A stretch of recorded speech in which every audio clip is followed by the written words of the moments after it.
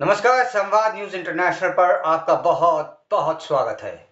और मैं हूं आपका अपना और बड़े फख्र के साथ हूं, काफर हूं, बुत परस्त हूं, राम भक्त हूं, राष्ट्रभक्त हूं, संकेत चतुर्वेदी हूं। तो दोस्तों, जैसा कि आप जानते ही हैं, आज का विषय है अत्याचारी आरक्षण। जी हाँ, ये एक ऐसा मुद्दा है जिस पर बोलने से बहुत सारे लोग कतराएंगे, डरेंगे और घबराएंगे।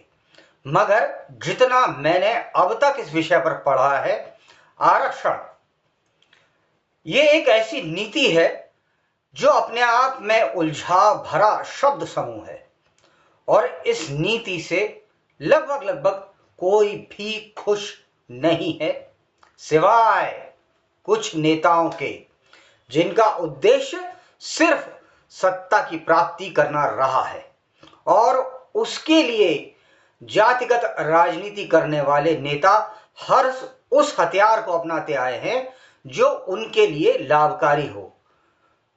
दुख की बात तो यह है कि आरक्षण की नीति को कुछ नेताओं ने गद्दी तक पहुंचने के लिए अपनी सीढ़ी बनाया भी है। आप लोगों को तो पता ही होगा कि भारत के संविधान ने हमें कई अधिकार दिए हैं और उन अधिकारों में से एक मूलभूत अधिकार है समानता का। अब मेरा प्रश्न यहां यह है कि आरक्षण नीति के तहत आप एक व्यक्ति को उसकी जाति देखकर नौकरी देते हैं, तो वहीं दूसरी तरफ एक अन्य व्यक्ति को उसकी जाति देखकर नौकरी नहीं दी जाती। अर्थात मैं संकेत चतुर्वेदी हूं तो मेरे लिए नौकरी के अवसर कम हैं, और सिर्फ नौकरी के ही अवसर कम नहीं है, प्रमोशन या पदोन्नति में भी आरक्षण है। तो हम दोनों, अर्थात आरक्षण प्राप्त करने वाला और आरक्षण का लाभ जिसे नहीं मिल रहा, वह हम दोनों कानून के नजर में बराबर कहां हुए? हम तो कानून की नजर में अलग अलग ही हुए ना भाई।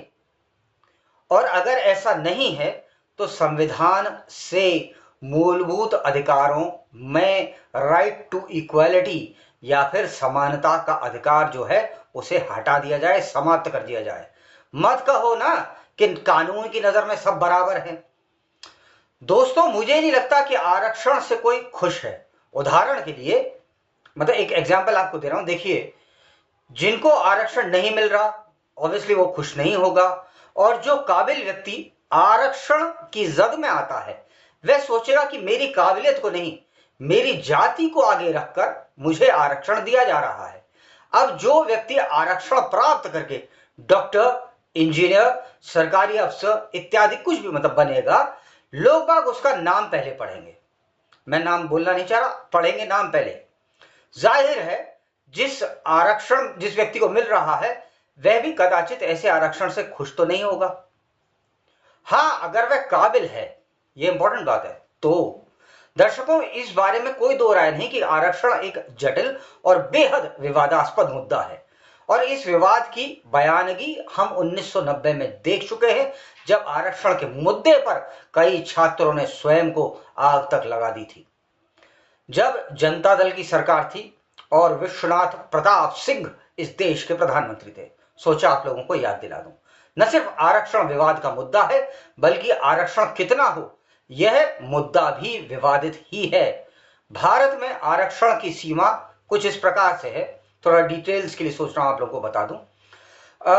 अनुसूचित जाति 15%, अनुसूचित जनजाति यानी एसटी के लिए 7.5%, अन्य पिछड़े वर्ग ओबीसी के लिए 27%, आर्थिक रूप से कमजोर वर्ग ईडब्ल्यूएस के लिए 10%, अर्थात कुल आरक्षण जो है वो 49.5% है। लगभग आधी नौकरियां आरक्षण वालों को हैं। यह आरक्षण शिक्षा, नौकरियों और अन्य क्षेत्रों में भी लागू होता है। हालांकि यह ध्यान रखें कि आरक्षण की सीमा समय समय पर बदल सकती है और अदालत के निर्णयों को मतलब किस आधार पर भी उनको बदला जा सकता है। इसके अलावा भारत में आरक्षण के लिए कुछ महत्वपूर्ण नियम भी हैं। पहला, आरक्षण की सीमा 50% से अधिक नहीं हो सकती, और हम बिल्कुल उसके करीब ही हैं। दूसरा है कि आरक्षण केवल भारतीय नागरिकों के लिए ही लागू होता है। इसमें एक प्रश्न है, वो बाद में समझाऊंगा। आरक्षण के लिए आयु सीमा और शैक्षिक योग्यता होने के नियम होते हैं।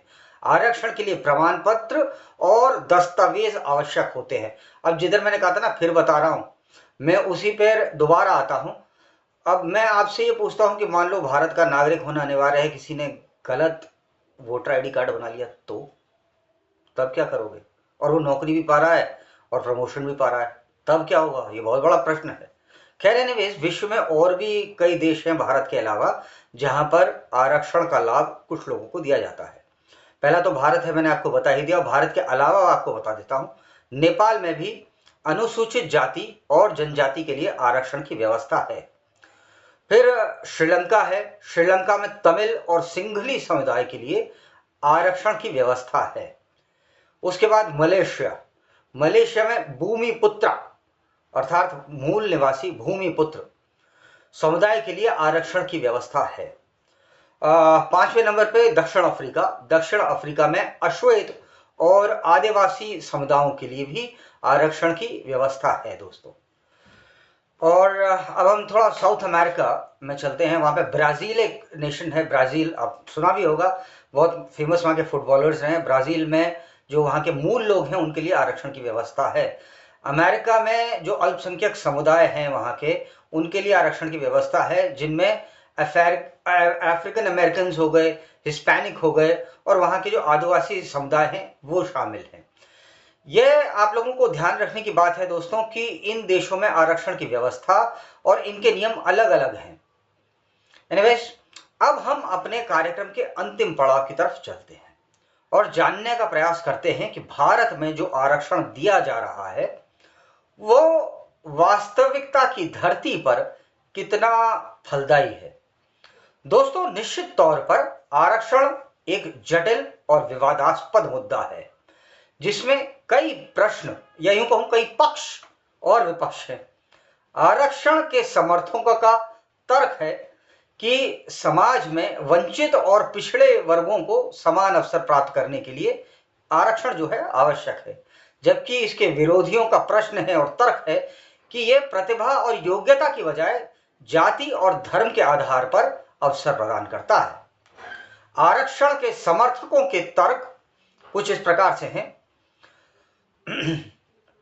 कि कहा गया है समाज में वंचितों और पिछड़े वर्गों को समान अवसर प्रदान कराना, इस कारण से आरक्षण जरूरी है।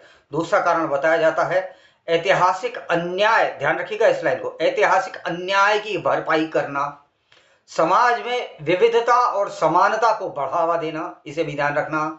जबकि आरक्षण के विरोधियों की दलीलें कुछ ऐसी हैं, प्रतिभा और योग्यता की बजाय जाति और धर्म के आधार पर आप अवसर प्रोवाइड करा रहे हो किसी को। आरक्षण से योग्य उम्मीदवारों जो योग्य उम्मीदवार हैं वो अवसरों से वंचित रह जाते हैं। आरक्षण से समाज में विभाजन और तनाव जो है वो बढ़ता है। आरक्षण को खत्म करने के लिए कुछ सुझाव हैं जो इस प्रकार से हैं दोस्तों, जो मैंने अपनी स्टडी करी, जो मेरे को ओवरऑल मेरी स्टडी में मुझे पता लगा।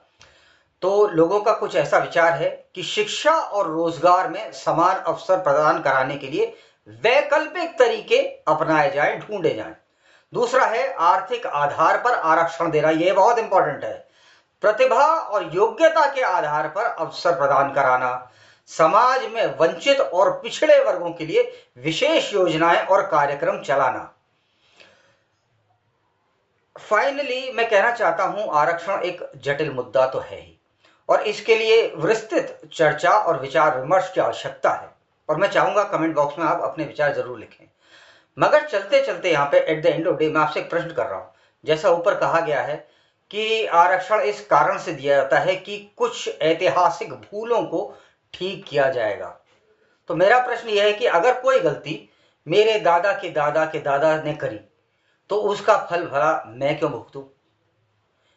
क्या आरक्षण स्वयं में पॉलिसी ऑफ रिवर्स डिस्क्रिमिनेशन नहीं है और कहीं समानता के नाम पर समाज को और ज्यादा तोड़ा तो नहीं जा रहा? जय श्री राम, भारत माता की जय। आज्ञा दें, जल्द हाजिर होऊंगा एक और मुद्दे के साथ जिसका ताल्लुक सीधे तौर से आप पर हो, सीधे तौर से आपसे हो। नमस्कार।